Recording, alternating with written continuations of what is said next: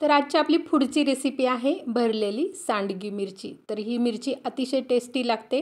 Video जो आहे तो तुम्ही पूर्ण पहा आणि मिरचीची व्हिडिओ नक्की ट्राय करा। तर सर्वप्रथम मी 1 वाटी शेंगदाणे भाजून त्याची साल थोडीफार काढलेली आहे। त्याच्यानंतर तीळ 2 चमचे भाजून घेतलेले आहेत।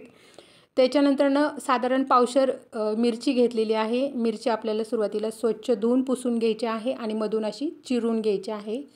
तर सर्व मिरच्या आपल्या अशा प्रकारे मधून आपल्याला चिरून घ्यायच्या आहेत।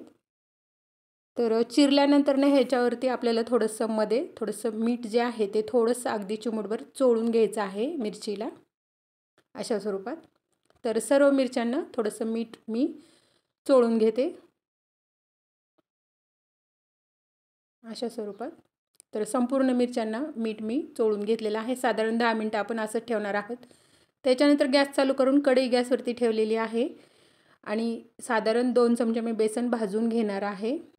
थोडंसं बेसन भाजल्यानंतर आपण ह्याच्यामध्ये थोडासा हिंग आणि अगदी अर्धा चमचा हळद टाकणार आहोत आणि छान वास सुटेपर्यंत बेसन आपल्याला छान भाजून घ्यायचं आहे। तर मस्त असं बेसन आपलं भाजून झालेलं आहे।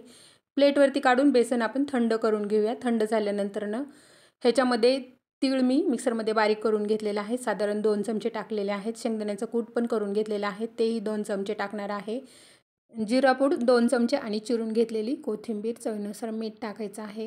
ह्याच्यामध्ये साधारण 1 चमचा मी तेल टाकणार आहे। तेल टाकल्यानंतर व्यवस्थित मिक्स करून घ्यायचं आहे। मसाला आपला तयार आहे। मिरचीमध्ये भरणार आहोत आपण हे आता। तर जेवढा मसाला मिरचीमध्ये बसेल तेवढा मसाला आपण पूर्ण मिरचीमध्ये भरून घेऊया। गॅस चालू करून आपलं पॅन मी गॅसवरती ठेवलेलं आहे, त्याच्यामध्ये तेल टाकलेलं आहे। तर भरून घेतलेली जी मिरची आहे ती पॅनवरती आपण ठेवून घेऊया आणि गॅसची फ्लेम जी आहे ती अगदी बारीक ठेवायची आहे। झाकण ठेवून मिरची जी आहे ती दोन्ही साईडनी क्रिस्पी करून घ्यायची आहे। तर साधारण 5 ते 6 मिनिटात आपली मिरची तयार झालेली आहे। तर अतिशय टेस्टी ही मिरची लागते। तर जेवताना आपण ही मिरची तोंडी लावू शकतो। गरम गरम भातवरणावर पण ही मिरची छान लागते।